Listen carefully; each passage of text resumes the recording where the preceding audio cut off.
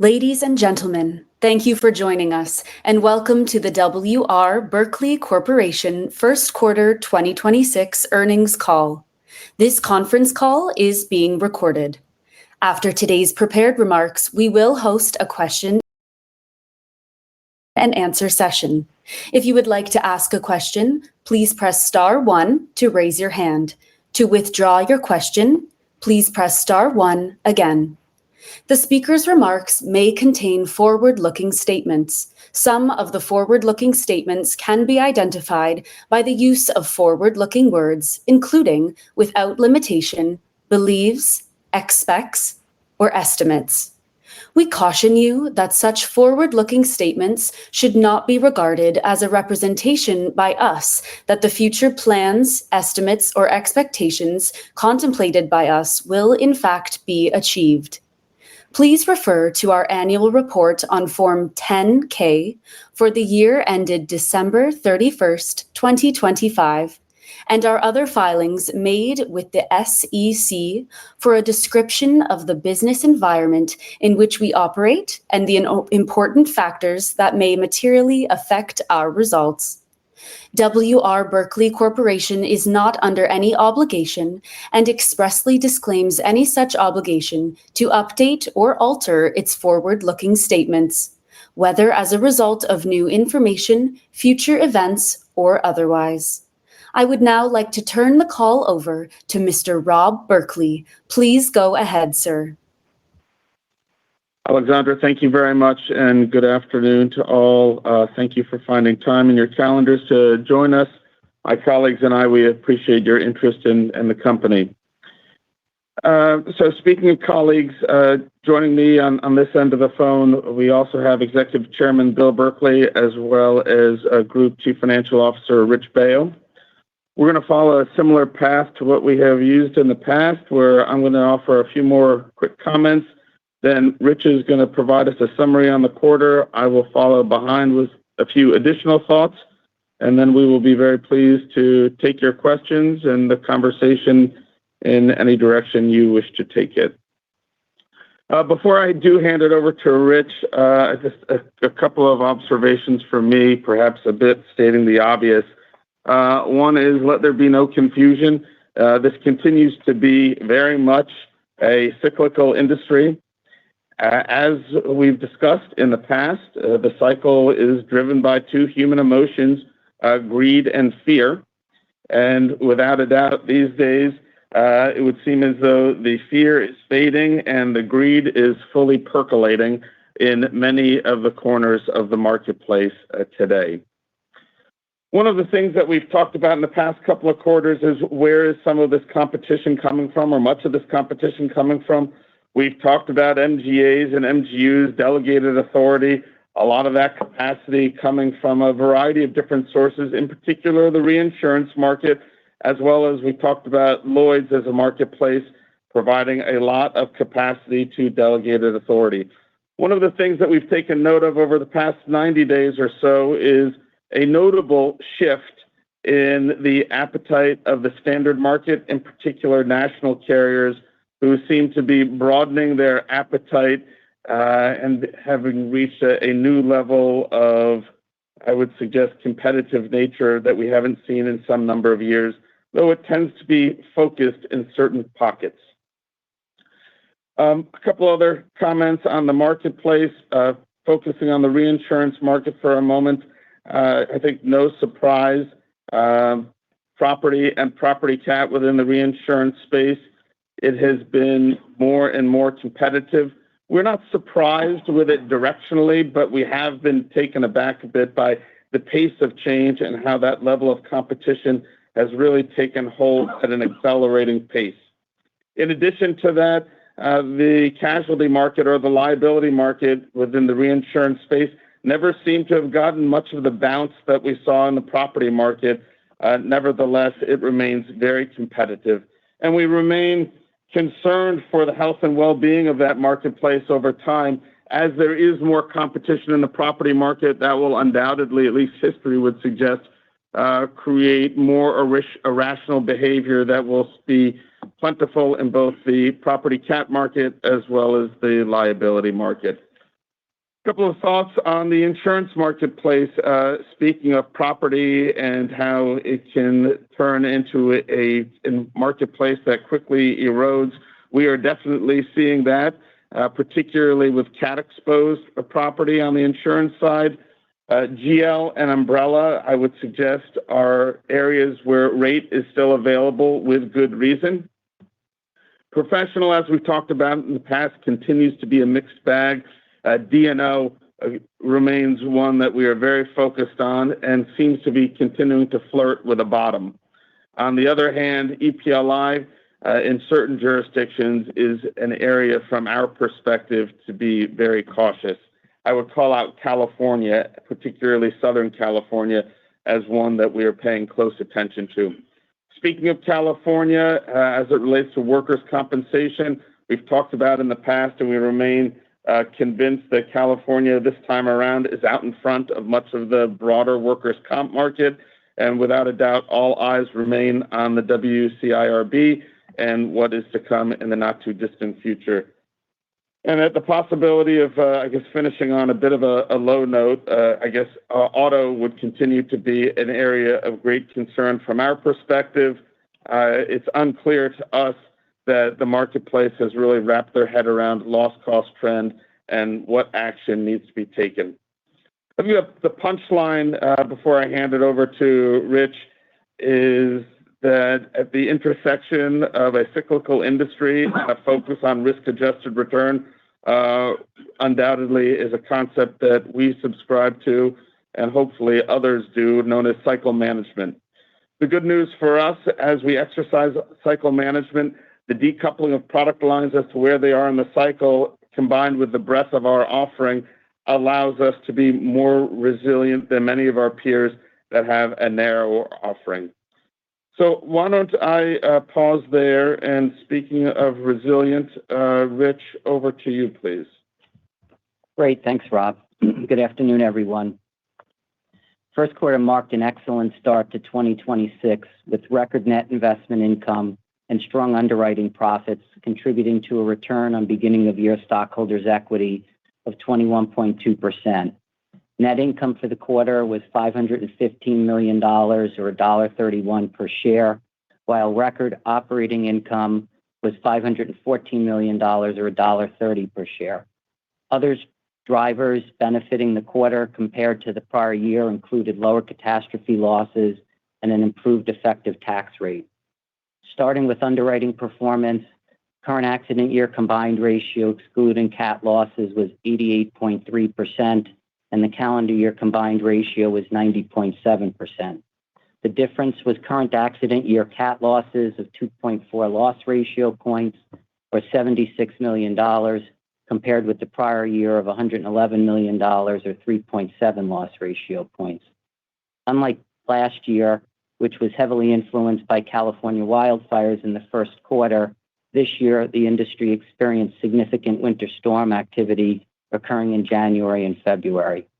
The current accident year loss ratio ex cats for 2026 is 59.7% compared with 59.4% for the prior year, which reflects a shift in business mix as we look to maximize profitability.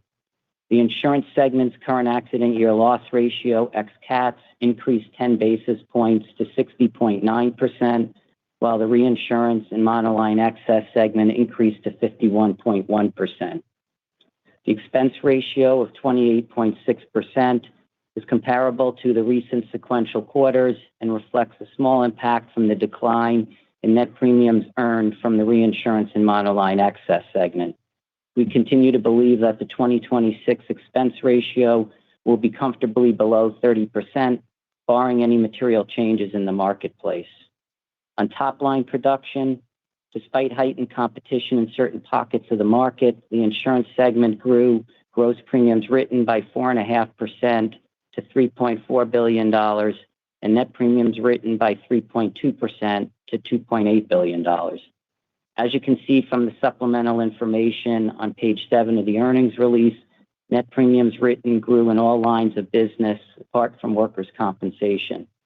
The reinsurance and monoline excess segment reported net premiums written of $395 million, reflecting decreases in property and casualty lines of business. Net investment income increased 12.2% to a record $404 million, driven by growth in the core portfolio of 11.8% to $354 million, and an increase in investment fund income of 46.3% to $40 million. As a reminder, we report the investment funds on a one-quarter lag, and an average quarterly range for investment fund income is $10 to $20 million. We expect that strong operating cash flow of $668 million in the current quarter should continue to contribute to the growth in net investment income. The duration of our fixed maturity portfolio, including cash and cash equivalents, increased during the quarter to 3.1 years, which remains below the average life of our insurance reserves. The credit quality of the investment portfolio continues to improve to a very strong AA-. The effective tax rate in the first quarter was lower than our normalized run rate of 23% plus or minus, which is usually attributable to higher taxes on foreign earnings and the ability to utilize such foreign tax credits. In the current quarter, we reflected a net non-recurring tax benefit, reducing our effective tax rate from 22.8% to 16.3% as reported. We expect the remainder of 2026 will return to our normalized run rate. During the quarter, we repurchased approximately 4.5 million common shares, amounting to $302 million, and paid regular dividends of $34 million. Stockholders' equity increased to approximately $9.75 billion, despite the significant capital management.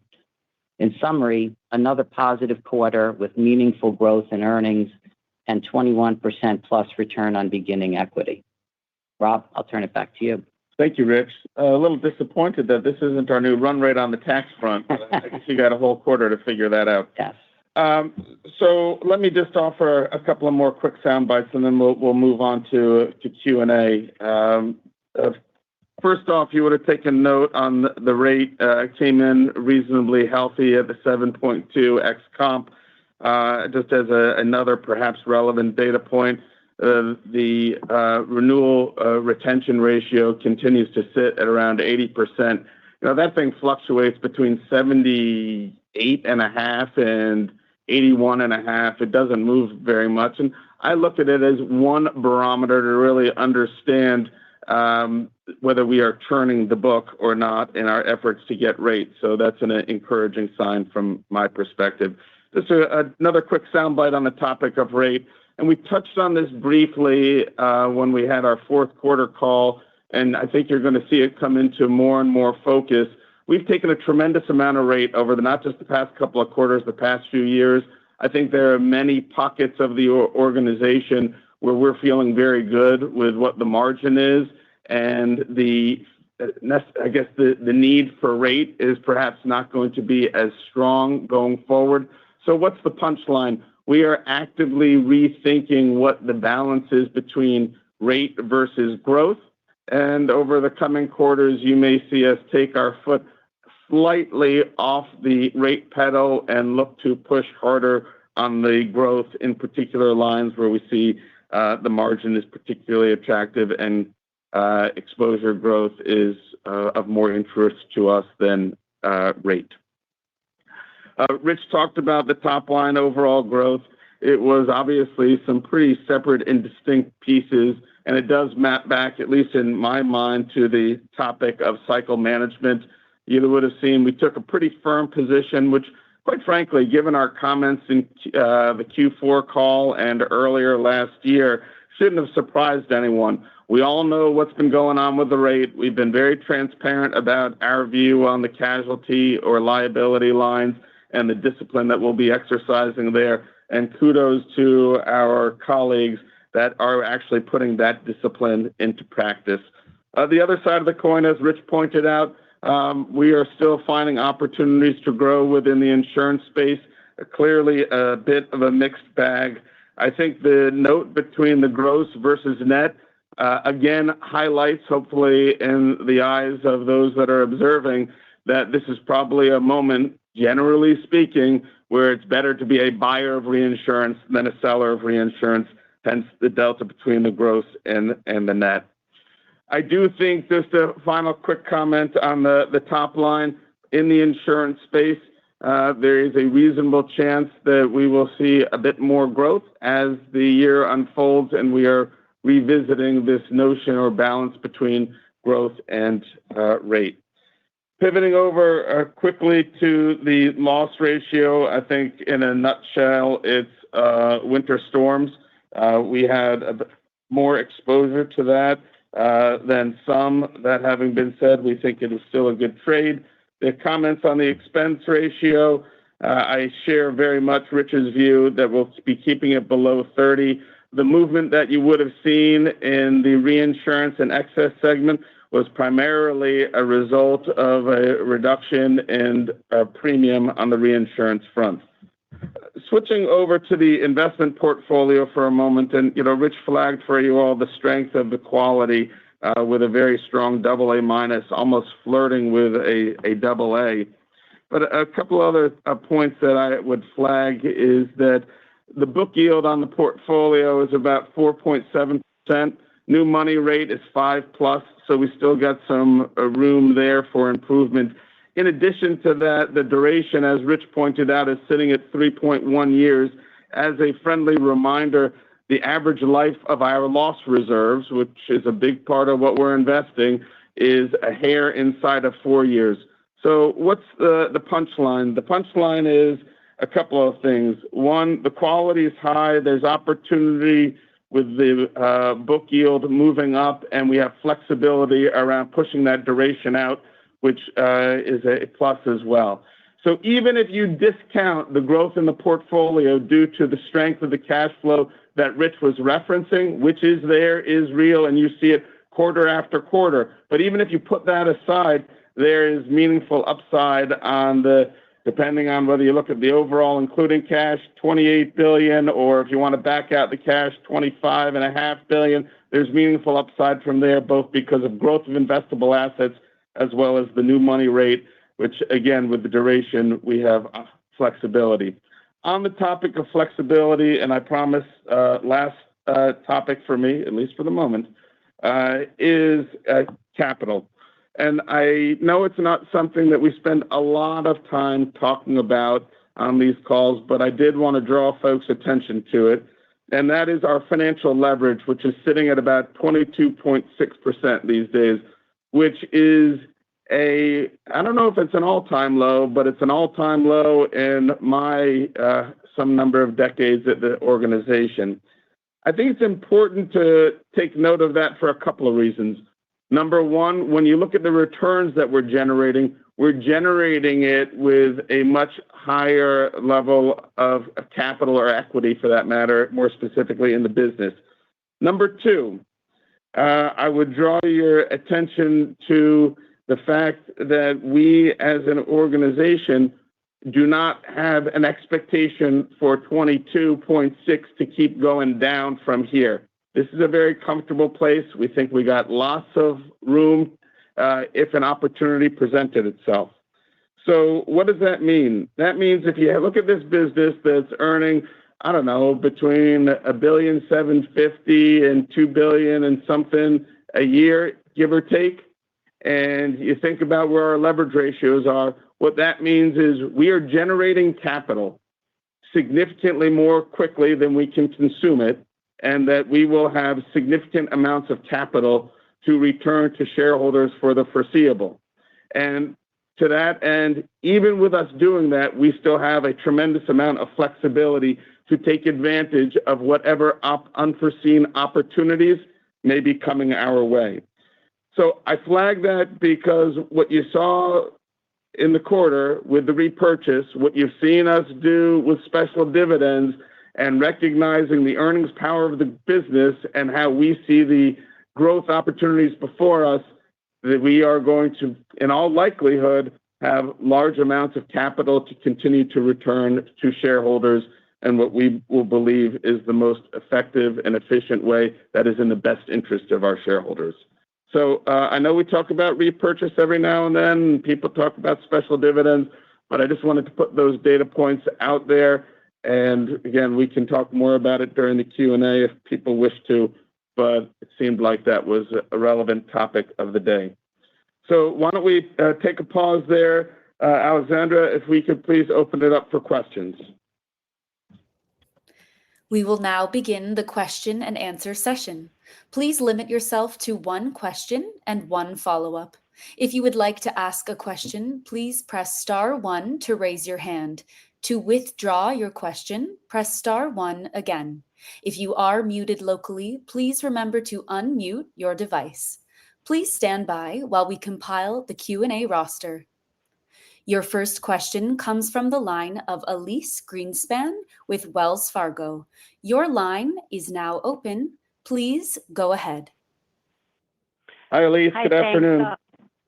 Hi, thanks.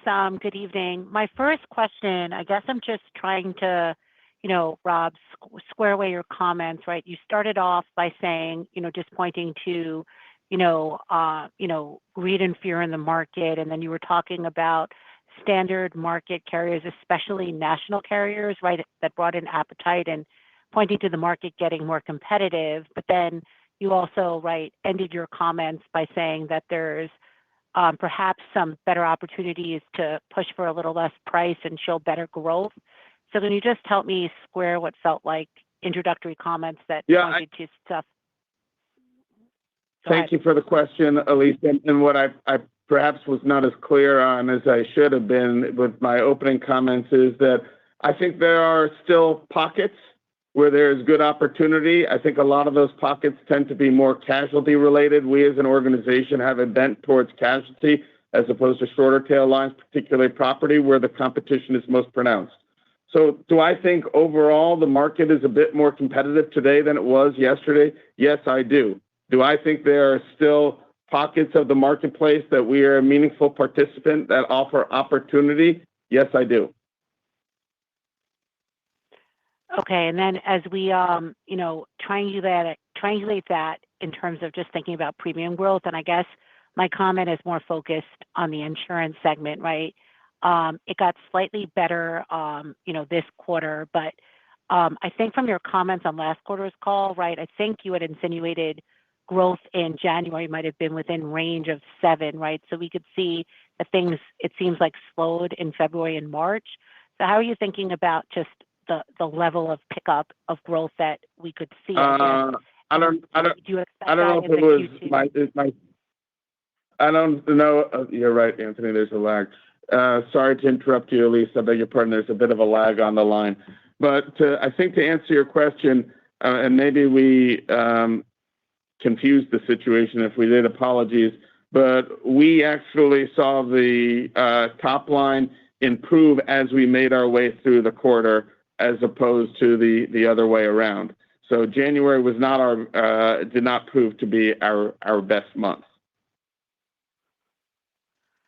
Okay, but then, so for your comments about growth getting better, I guess my last question, is that a Q2 comment? Is that more maybe Q3, Q4, just based on how you see that today? We are hopeful that we will be able to do better in Q2, but I can't promise that right now. What I can tell you is that we as an organization oftentimes are quoting 90 days out, sometimes 60 days out, sometimes even longer than 90 days out. So as we identify pockets where we're willing to make a trade as far as maybe a bit less rate in order for a bit more growth, it takes a little bit of time for that to come into focus.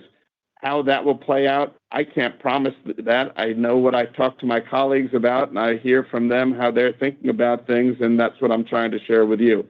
So I can't promise that in Q2 we will grow X amount more. We'll have to see how it unfolds. But I am trying to give you a little bit of a flavor as to what the dialogue is within our clubhouse. Thank you. Yep. Your next question comes from the line of Rob Cox with Goldman Sachs. Rob, your line is now open. Please go ahead. Hi, Rob. Hey, good evening. Good evening. Just first question on property, I hear your comments this quarter and in recent quarters that, property dynamics are repeating themselves. I'm curious where you think property is from a price adequacy perspective, whether it's ROE or whatever metric, and how you would bifurcate across insurance, reinsurance, and maybe by geography. So I think that's a pretty big question from my perspective. I think that there's still margin in a lot of places, but it's fallen off pretty quickly. I think it's fallen off most quickly in the reinsurance marketplace. I think then it would waterfall down into cat exposed or E&S property, and probably the place where there's been the least level of sea change would be the admitted or standard risk property market overall. That having been said, that part of the market probably got the least bounce. But in my mind, the reinsurance market led the way up, and the reinsurance market is leading the way down. Okay, that's helpful. And I just had a follow-up. Professional lines, you mentioned pricing trying to bottom there. Looked like your strongest growth at Berkley since the first quarter of 2022 in professional lines this quarter. I don't think a lot of that was pricing, so it seems like exposure grew. Do you anticipate seeing further opportunities in professional lines, and is there any other color you could provide on the quarter? Sure. So I think professional is a pretty broad category. I tried to fashion my comments around two areas that gave us reason for pause. D&O, particularly public D&O, and certain components of the EPLI market. That having been said, a lot of the growth that you saw on the professional front, much of it came from outside of the United States. My earlier comments were really focused on the U.S. market. So that's really what I can offer on that. As far as the places specifically where we think that it's the best opportunity, that's just not something we're going to unpack publicly. Thanks, Rob. Yep. Thank you.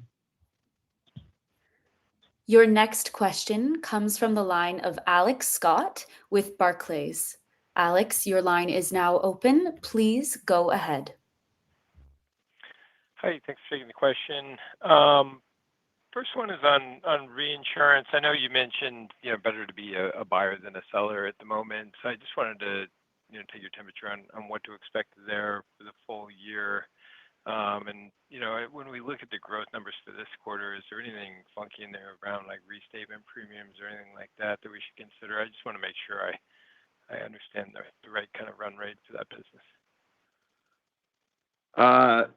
Nothing funky, to use your words, in the reinsurance numbers, and I think it's just a reflection of market conditions from our perspective. And you're seeing a combination, certainly, of a more competitive market, and simultaneously you're seeing a couple of signs of cedents struggling to get their top line where they want it, so they're increasing their net. And that may feel good in the short run. We'll see how it works out in the long run. Makes sense. Okay. I wanted to come back to casualty reserves a little bit. I know this is sort of old news because you guys put out the triangles and so forth with the 4K results. The 4Q results. But would be interested if you have any comments you'd share on the other liability and just what we see in there related to some of the early years is releasing on shorter tail casualty versus some building of reserves and longer tail. I mean, what would you say to us to help us, kind of wrap our arms around that and get more comfortable with the trends we see? As far as that goes, I think that's probably a bigger conversation than probably makes sense to hold up everyone's time on it. We have put a fair amount of information out and supplements out. In addition to that, I think Some of our folks, in an effort to help piece it all together, have reached out to yourself and to others. And if you'd like to further the conversation, we're happy to help you piece together the public information. Obviously, there's a bit of constraint as to how far we can go, but we'd be very happy to pick that up with you, Alex, offline. But I think that's not going to be a quick answer. Yeah, understood. Yeah, fair. Okay, thank you. I do appreciate the extra disclosures. So thanks. Your next question comes from the line of Andrew Kligerman with TD Cowen. Andrew, your line is now open. Please go ahead. Hey, thanks a lot. Good afternoon. Good afternoon. The first question is around the capital management, Rob. I'm trying to frame your appetite in terms of what's bigger. Is it the buyback, the one-time, big dividend, special dividend, or is it growth in a challenged market? Because as I look at what you did in the first quarter, $302 million, that's a lot of buyback, as much as you did in all of 2024 when the stock price was about 20% lower and the earnings were very similar to what we're seeing today. Or do you do a big dividend like you did in 24 or 25? And then where should that leverage ratio be? You said 22.6 is too low. Where would you like it to level out? So sorry for the long wind on this one, but why the big buyback in the quarter, and what's the appetite, buyback versus dividend, and where will the leverage be? So a lot to unpack. Okay. Well, thank you for the question, Andrew. I guess a couple of things there. First off, as far as the 22.6, I did not suggest, and if I misspoke, shame on me, but I didn't suggest that we wanted to go lower or higher. I think what I tried to suggest to you is that we didn't see it going much lower than that.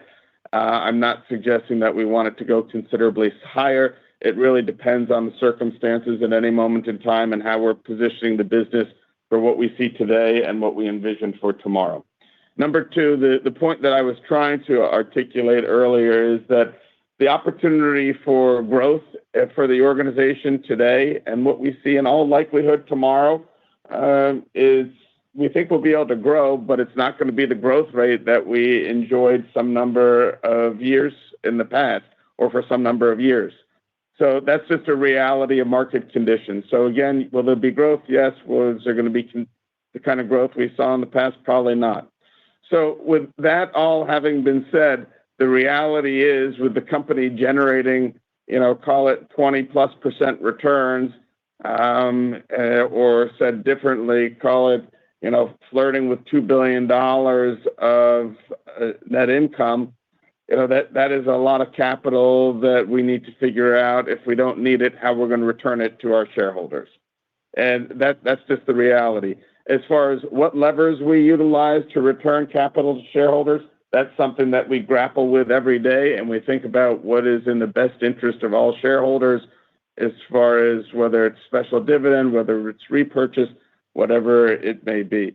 As far as what we did in the past and when we bought back, we can take it offline and try and unpack what we did this quarter versus that quarter. A lot of it has to do with valuation at the moment in time. A lot of it has to do with how we see growth opportunity. So there's a lot of things that we consider.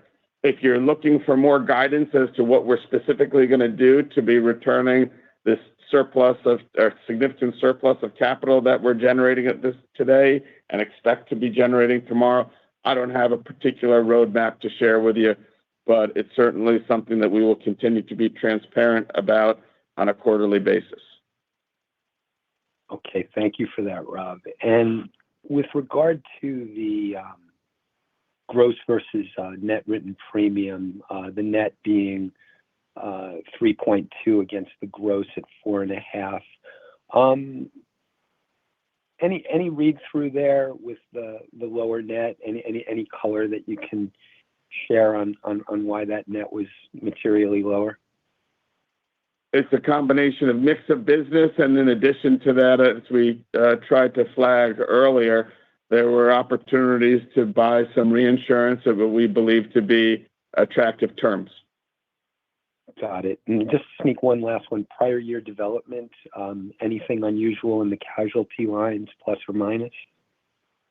Nothing particularly exciting. If you want to do a deeper dive, at least to the extent we're able, we'll share with you whatever we're allowed to share with you on that. And obviously, there'll be more detail available in the queue. Much appreciated. Thanks for the call.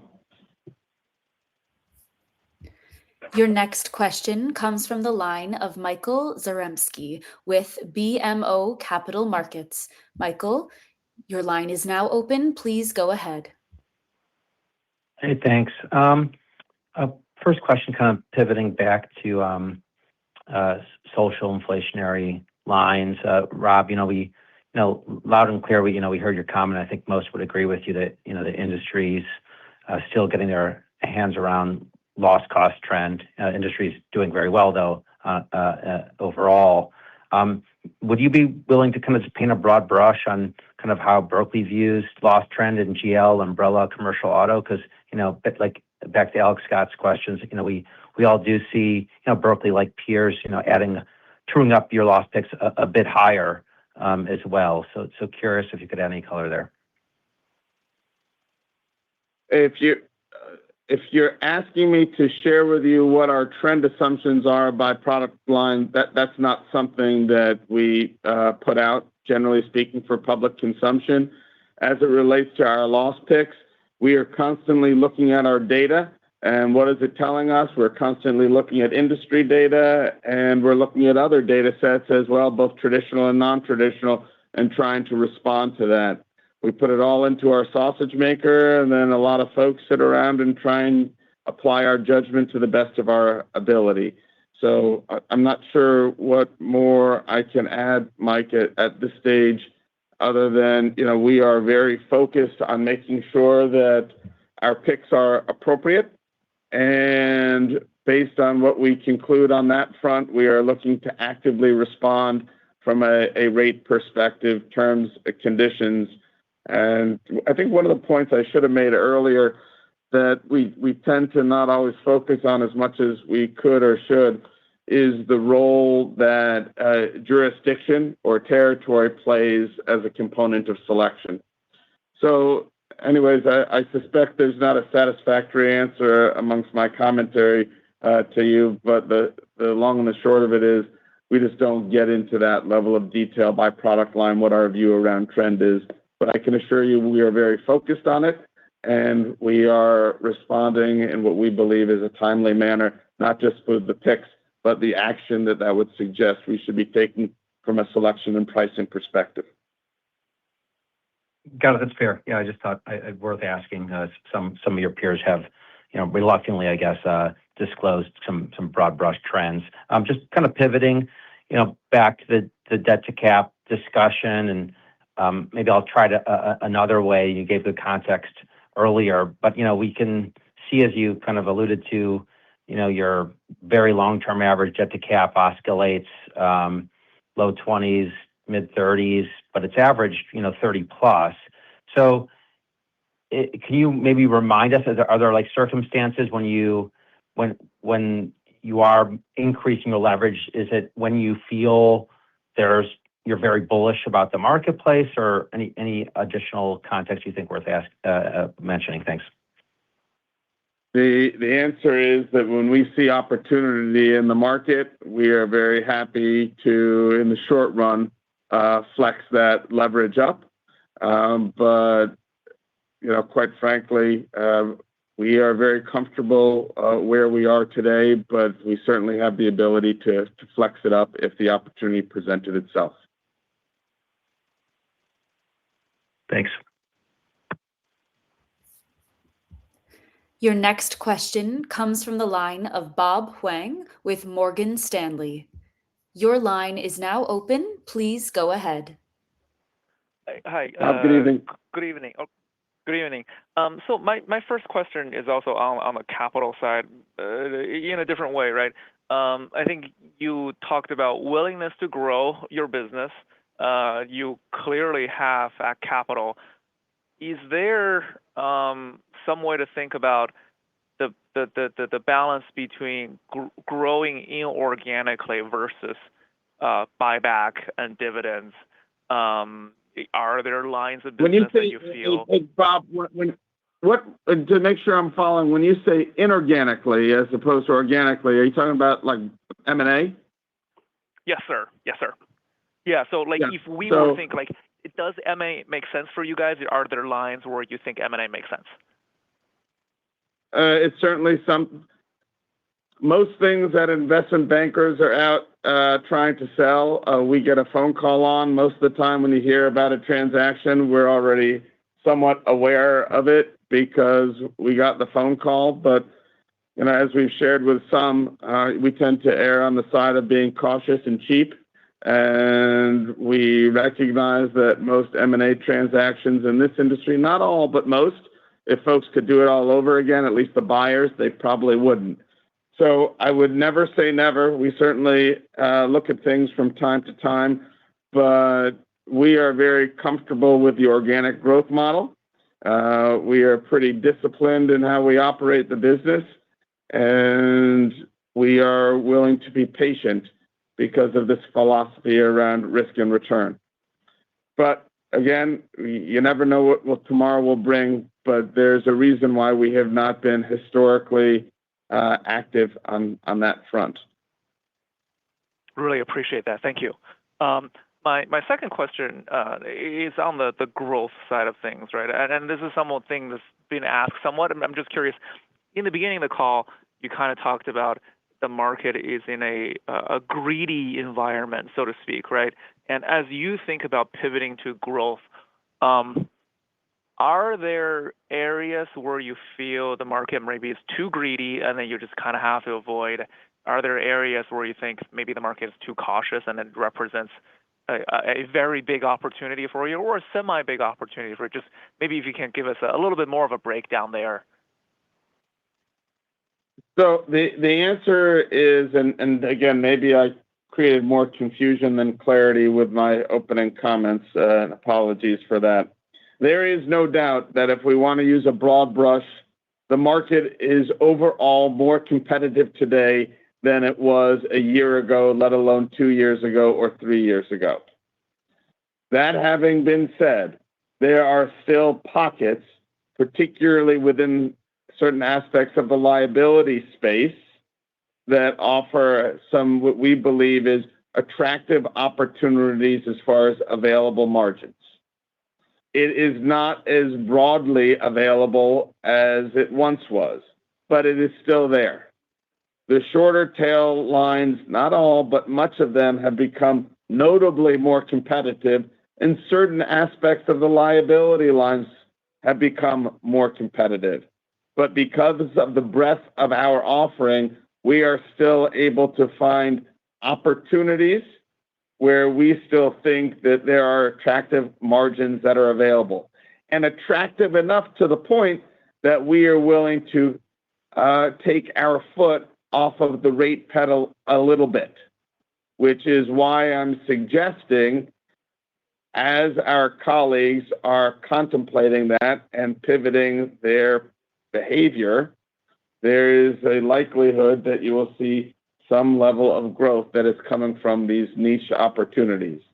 And we saw our colleagues pivoting more and more throughout the quarter, which is why I was suggesting to, I believe it was Elise earlier, that January, the growth was less relative to March. And that was primarily a result of our colleagues pivoting, reminding you and others that we are oftentimes quoting 90 days out in advance. So it takes time for that pivot to convert into binders or written premium. What does that mean for Q2? honestly, I can't promise anything. I can only share with you what the narrative is that's going on within our organization and how we are seeing the marketplace and how we are adjusting our approach. Okay, really appreciate that. Thank you for clarification. Okay, sorry for any confusion. Your next question comes from the line of Tracy Benguigui with Wolfe Research. Tracy, your line is now open. Please go ahead. Hey, Thank Tracy, you. good evening. Hey, good evening. Since casualty reinsurance never got the same bounce as you saw on property reinsurance, I'm curious, is this business rate adequate now, or is it approaching rate inadequacy? So I think you would have heard for some number of quarters or beyond us bitching and moaning about the casualty reinsurance marketplace and how we didn't think ceding commissions made sense. And that's a pretty broad brush that I'm using there. So if we're writing the business, we believe that it's an acceptable margin. But as you would have seen, our casualty portfolio within reinsurance was down considerably in the quarter. And that is not because we're charging less for the same exposure, it's because that book of business is shrinking. I can't speak to the broader market. I can only talk to, what our colleagues are doing as I understand it. Understood. Also, you mentioned potential upside from net investment income, and you also noted certain insurance pockets like casualty, you might prioritize growth over rate. So are you taking more of a total return approach when setting combined targets for your underwriters, maybe putting more weight on net investment income, which will allow you to grow? The answer is no. We have a view on loss ratios, and to take your comment to an extreme, we as an organization have never subscribed to the notion of cash flow underwriting or anything akin to that. Are we conscious of what the contribution is from the investment portfolio? Of course we are. We are acutely aware of that. But we are not willing to throw the underwriting discipline out the window because of where interest rates are today. We look to each component of our economic model to stand on its own 2 feet and justify the capital that it utilizes. Thank you. Thank you. Your next question comes from the line of Mark Hughes with Truist Securities. Mark, your line is now open. Please go ahead. Yeah, thank you. Good afternoon.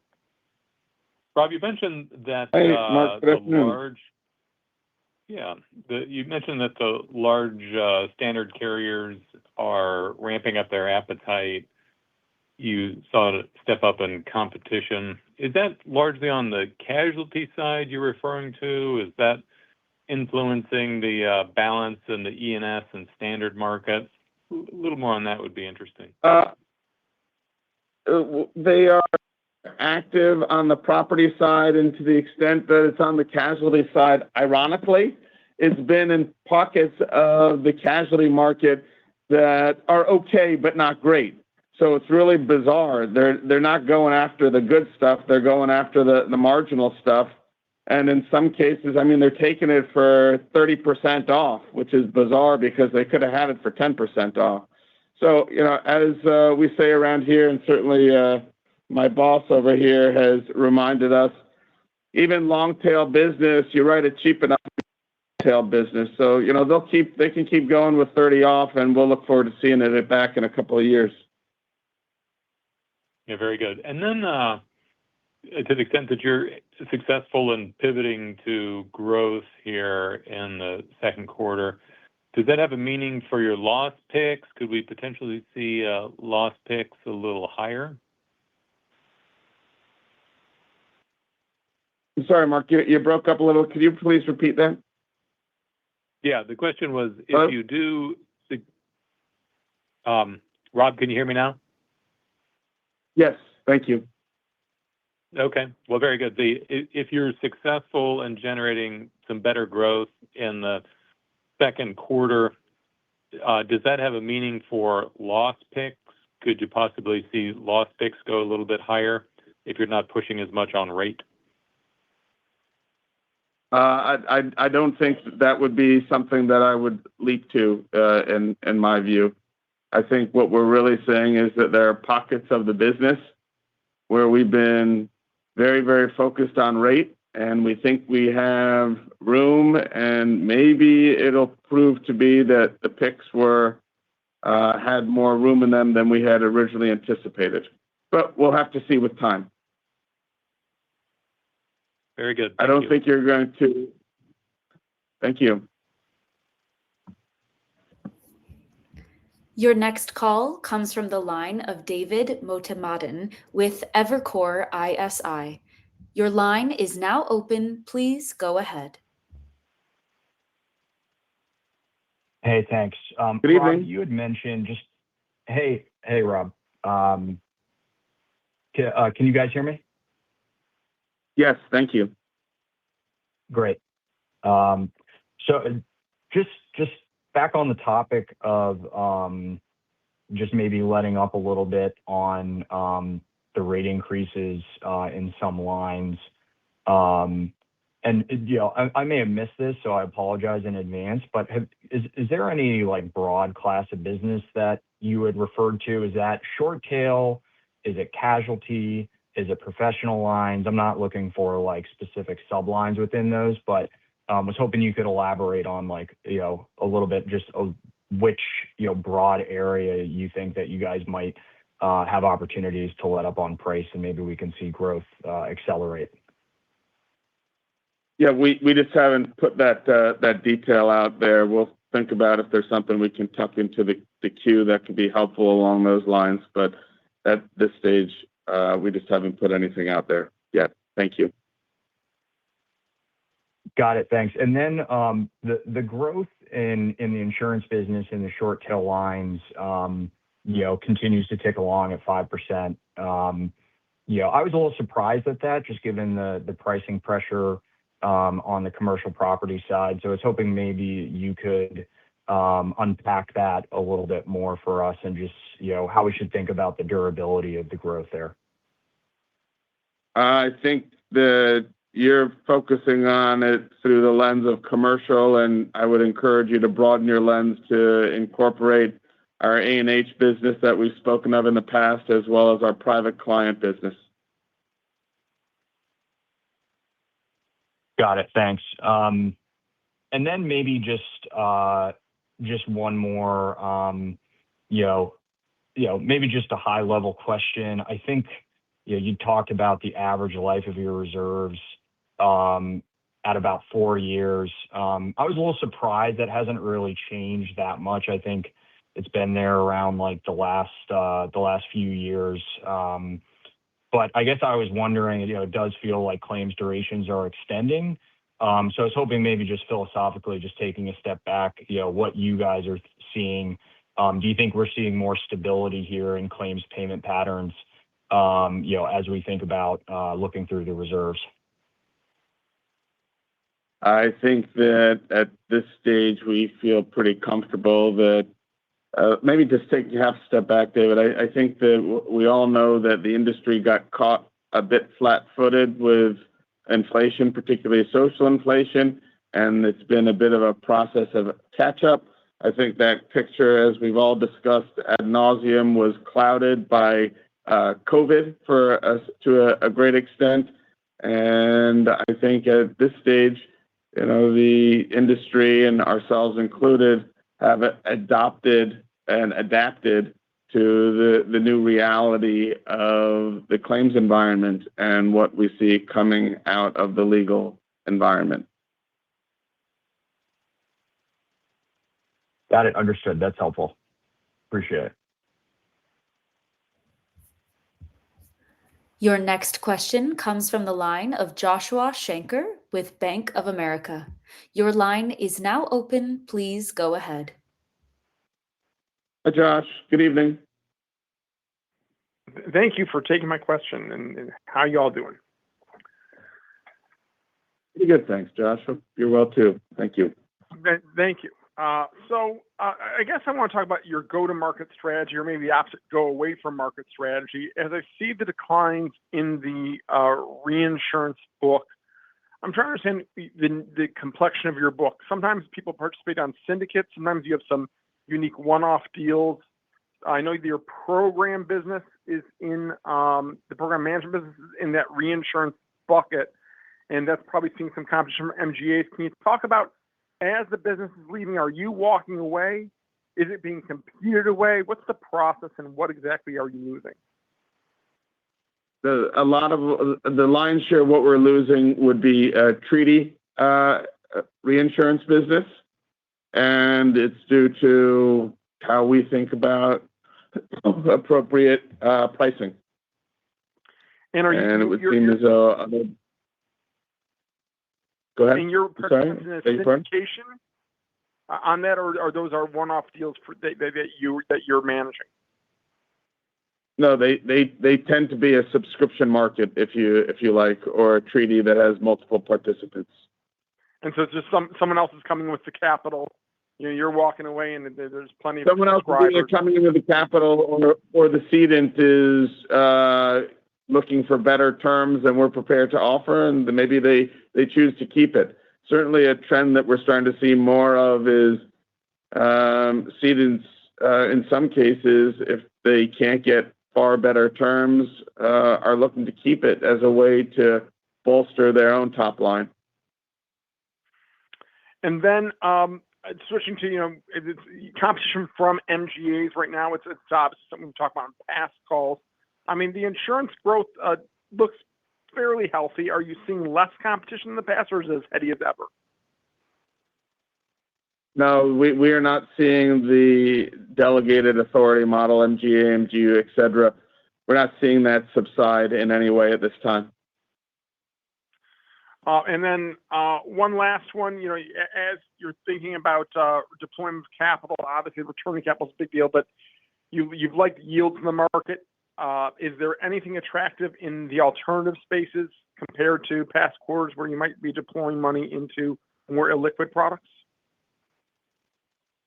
We certainly have a participation in the alternative space. I would add that we do not have a participation in the private credit space, just to make sure there's no question about that. But right now, given what the public fixed income market is offering as far as yield, we don't feel much need to look beyond that. Okay, those are great answers. Thank you for fitting me in. Sure. Thank you. Have a good evening. Your next question comes from the line of Katie Sakis with Autonomous Research. Your line is now open. Please go ahead. Good evening, Rob. Really quickly, how would you describe your approach to managing commercial auto exposures today versus your comments last quarter on shrinking exposures? I think with your very frank description of the auto liability market today, I'm just kind of curious as to what's giving your confidence in the growth that you're still showing in that book, that it's not resulting in adverse selection. Well, just to be clear, the growth that we are experiencing is premium, not unit growth or exposure growth. So the rate that we are taking far exceeds the growth rate. So the exposure is shrinking and the rate is increasing. So the growth that you saw on page whatever it is of the release, it's all rate then and then some. Yep, makes sense. And then any new news on Berkley Embedded? I realize it's only been a couple of months and I might be ahead of my skis here, but are there any product lines that have gone live with that? And if so, how are you guys thinking about channel conflict with your traditional distribution partners there? So as far as Berkley Embedded, they're off to a great start, and they do have one product offering that is chugging along in a consumer space. And as it relates to channel conflict, right now, the type of business that we are entertaining through that avenue is really not something that we would be accessing in any other way. That having been said, there is a reality, as we've talked about in the past. Once upon a time, there was a defined swim lane for carriers, and there was a defined swim lane for distribution. And I think what we're seeing more and more of is those lines are getting somewhat blurred.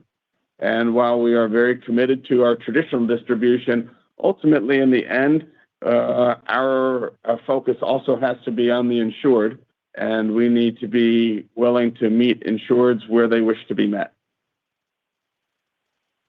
Got it. Thank you. Thanks for the question. Have a good evening. Your next question comes from the line of Andrew Anderson with Jefferies. Your line is now open. Please go ahead. Hi, Andrew. Good evening. Hey, thanks. Good evening. Just on workers' comp, growth has been a little bit lighter there the last couple of quarters. To what extent is there an opportunity for that to pick up again, or is there maybe a binding constraint here you're thinking about with regards to price or medical trend uncertainty? Yeah, we're just, I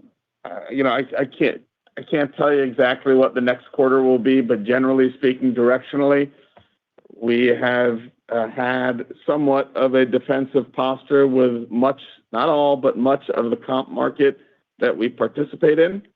And, we're looking forward to that market experiencing some type of firming at some point. And when it does, I think you will see us expand, and hopefully the opportunity will be there for us to expand dramatically.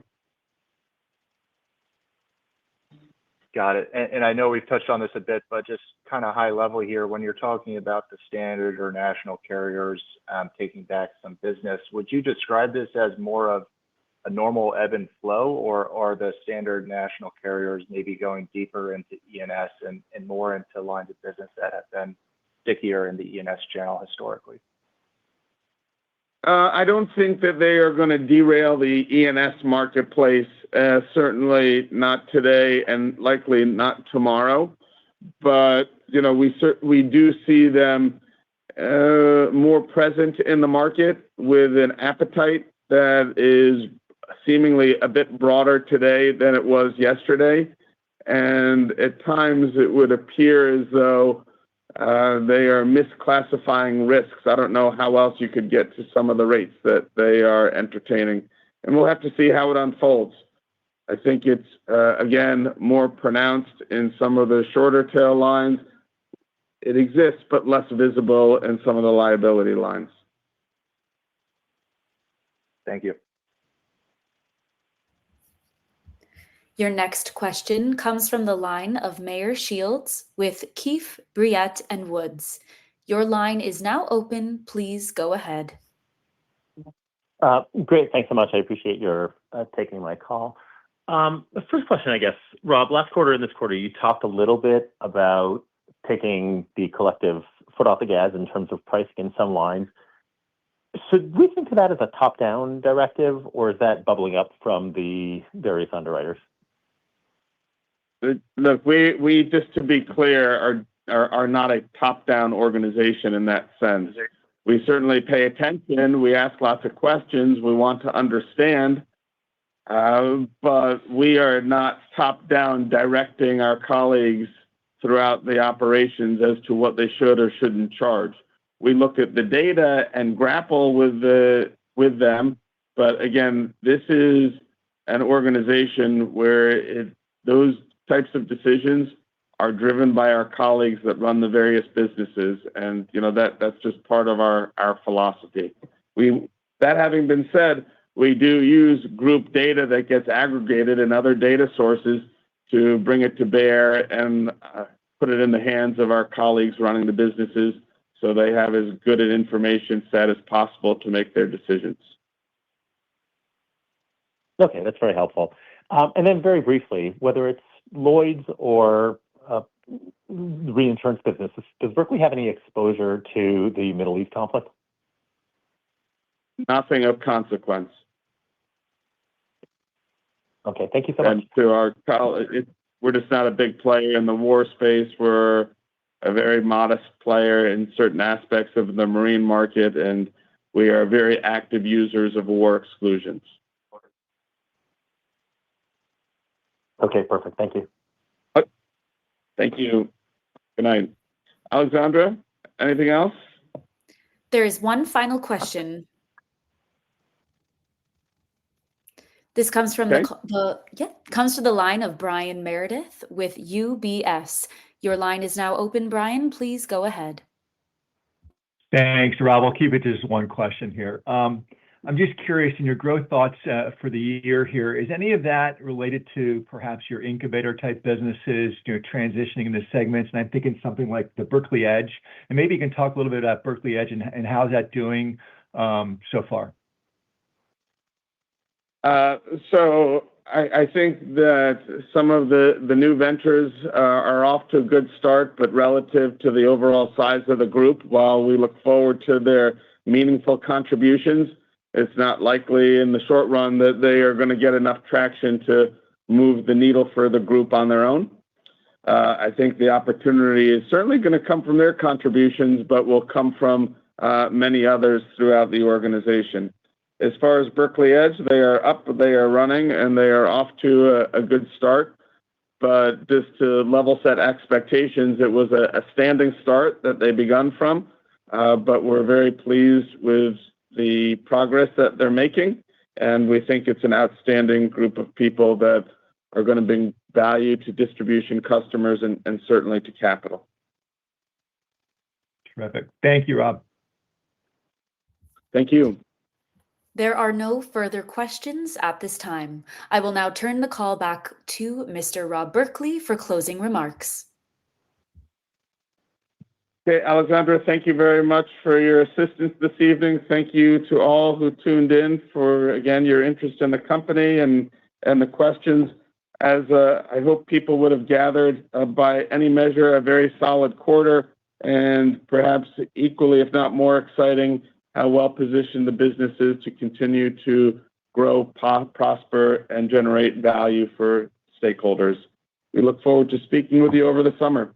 Thank you very much. Have a good evening. This concludes today's call. Thank you for attending. You may now disconnect.